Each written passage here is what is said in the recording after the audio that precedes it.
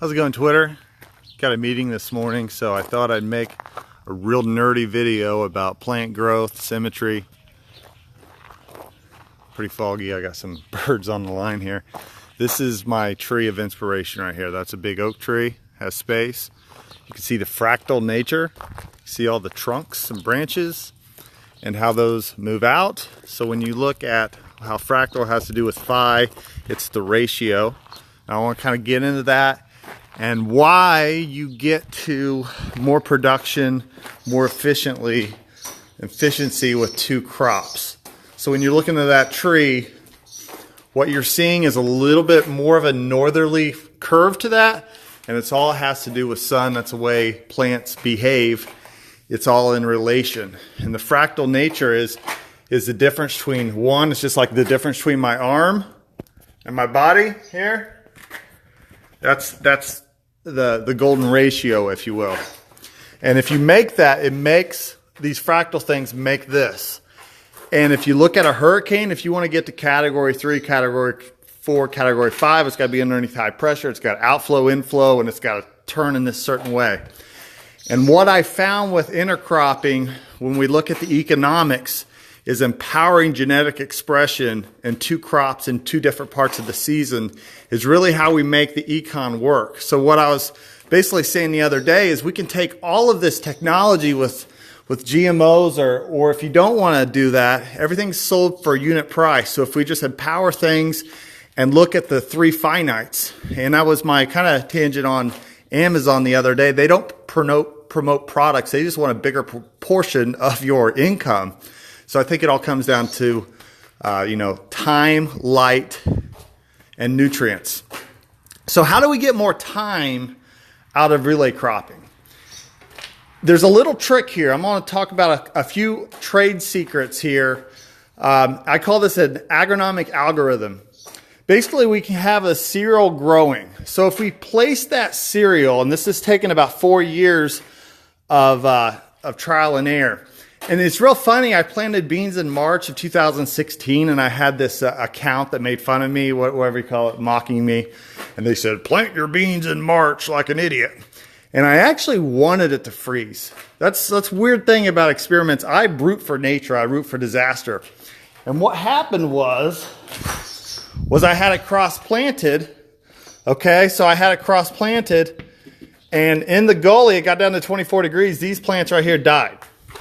So that taught me something, that there is a heat, latent heat or something from this living plant. So I figured out if I place them close enough here to get new light in the solar corridor, I could have protection. So then I can plant my beans in March. And the reason why that's really important is beans grow like that oak tree. So the more time we empower that, the more sunlight per plant, we're going to get way ahead. And that's why I use that penny analogy. If I double a penny every day, I'm at 11 million in 31 days. So if I can be on day 29 instead of another guy on 14, it's going to be this huge force multiplier of production per plant. Okay?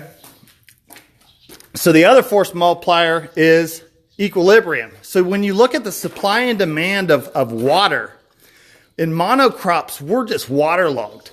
So it's almost a prayer to get the right weather for a seed to really develop into a good plant. Now we can add soil health and infiltration and stuff from cover crops, but it really helps even more if we don't terminate the cover crop, if we just let it cohabitate, because it's consuming.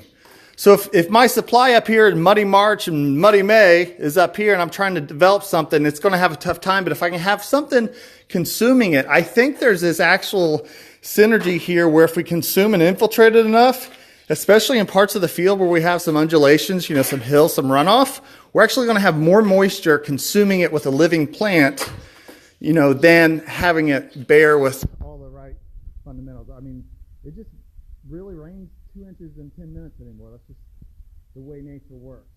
So not only do we have this light synergy here, these beans can kind of grow in the roots, but then what's really cool here when you look at the pictures, so I drew this wheat, what it wants to do, and then the soybeans actually push up against each other. So as it grows up, it's so locked tight, there's no way water hemp can grow in there. It's just tight. And then we basically have this device to push these beans down and remove this wheat. And then we drive light lower. So that soybean plant, and I know I've explained this a lot, but when you're in a monocrop environment, it's trying to drive that whole plant just on the top few leaves.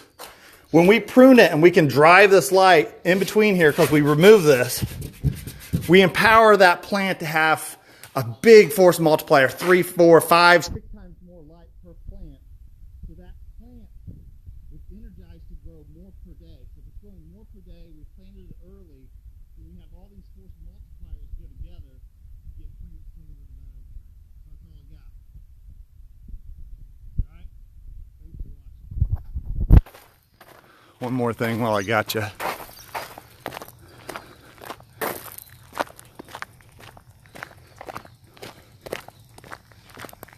Goat and cat.